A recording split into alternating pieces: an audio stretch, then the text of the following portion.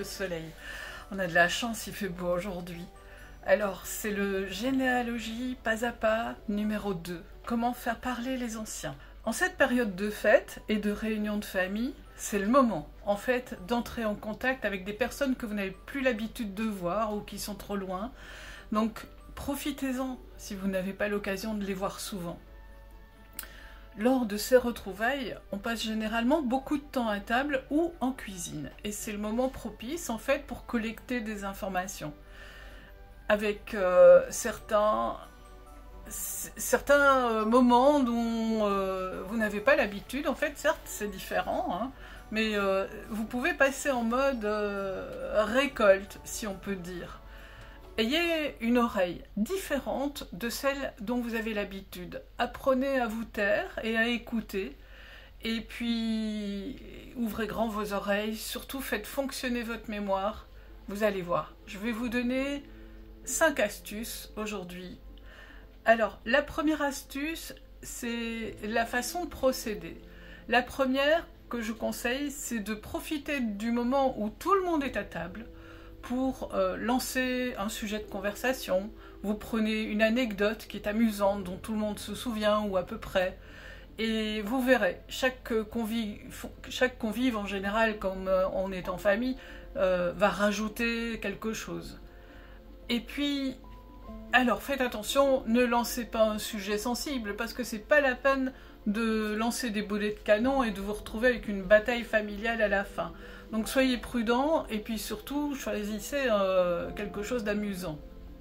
La deuxième astuce, c'est la deuxième façon de procéder. Donc pendant que vous avez observé les convives qui étaient à table ou dans la cuisine, vous profitez d'un moment plus calme. Alors, vous attendez qu'ils aient mangé, hein, parce que ventre affamé n'a pas d'oreille, donc attendez qu'ils aient mangé. Et puis, vous vous rapprochez de la personne qui est la plus susceptible d'avoir envie de parler. Et à ce moment-là, vous préparez quelque chose, qui est l'astuce numéro 3. Alors, vous vous mettez dans un petit coin calme, où vous serez sûr de ne pas être dérangé par une autre personne qui aurait envie de se mêler à la conversation et qui chercherait à dominer cette conversation. Ça, c'est très embêtant. Donc, gardez-vous un petit cocon intime, propice aux causeries. Utilisez votre mémoire. N'utilisez pas de carnet, parce que ça va freiner la personne. À la limite, vous pouvez utiliser votre téléphone avec la fonction enregistrement, mais je ne vous le conseille pas. Utilisez votre mémoire, même si vous avez peur d'oublier des choses, c'est pas grave. Vous avez déjà décâté le terrain, et puis si vous avez envie de mettre ces notes sur un carnet, vous allez vous isoler dans les toilettes par exemple, hein, j'en connais qui font ça, et vous notez en gros quelques éléments, et puis c'est tout. Vous ne vous formalisez pas du reste. Ce que vous êtes en train de faire aujourd'hui, c'est lancer des filets pour pouvoir vous mettre sur certaines pistes. La quatrième astuce, c'est le fait que vous allez récolter les informations. Alors, il y aura le lieu, il y aura les dates, il y aura la météo du jour, il y aura les métiers, il y aura les invités, vous allez voir. Une fois que vous aurez posé vos questions, les gens vont parler. Les gens vont se mettre à dire des choses que vous ignorez certainement. Et puis, vous voyez, c'est Noël, c'est le moment propice au retour familial. Donc, eh bien voilà, ouvrez les yeux, ouvrez les oreilles et puis gardez l'esprit ouvert. Laissez-vous imprégner en fait de toutes ces informations. Alors, quel genre de questions? C'est par exemple, comment as-tu rencontré ton époux ou ton épouse? J'ai toujours voulu le savoir, est-ce que tu peux m'en parler un peu plus?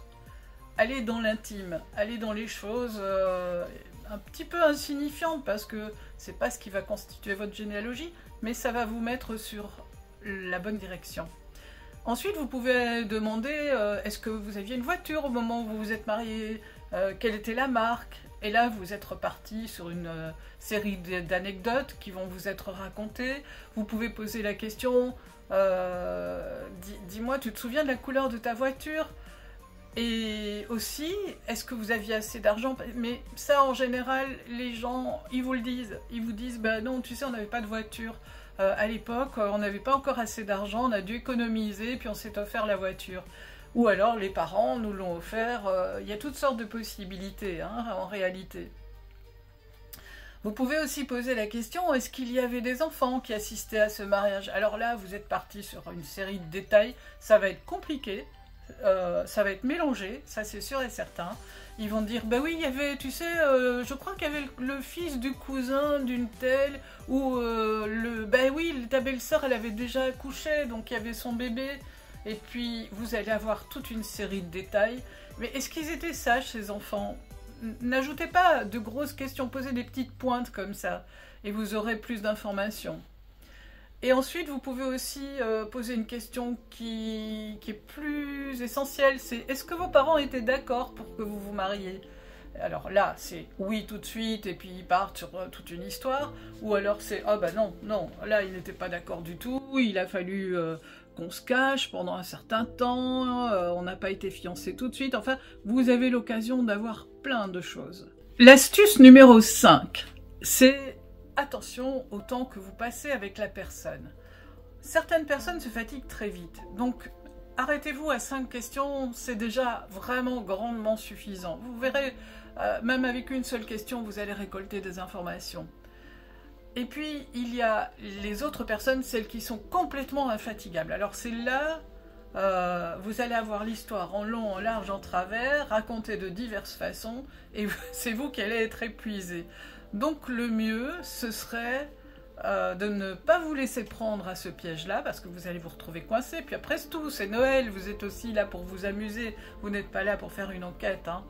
Donc, essayez de les calmer, ceux-là, vous dites, bon bah voilà, j'ai soif, je vais aller prendre un verre, et comme ça vous êtes sauvés. Voilà un bon début. Avec ces 5 astuces, vous avez déjà de quoi remplir une journée, hein, parce que ça peut prendre du temps.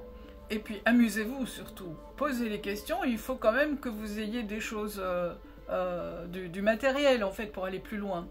Et surtout, avec les personnes avec qui vous trouvez que vous avez eu un bon contact, le mieux ce serait de leur donner rendez-vous en leur disant « Tiens voilà, j'aimerais bien pousser plus loin, est-ce qu'on pourrait se donner un rendez-vous ?» Soit en physique, soit vous leur donnez un rendez-vous physique, soit en visio. Les grands-parents, ils adorent les visios. Maintenant, j'ai remarqué qu'en fait, depuis le Covid, ils ont découvert ça, ils ont découvert comment manipuler tous ces boutons, et du coup, ils adorent voir et montrer leurs petits-enfants, et les photos, et tout ce qui a été fait, puis ils adorent poser, en fait, c'est mieux que le téléphone. Donc voilà. Je vous souhaite des bonnes fêtes, ne mangez pas trop, parce qu'il faut que vous restiez éveillés pour les discussions, et puis je vous dis bye bye, à bientôt.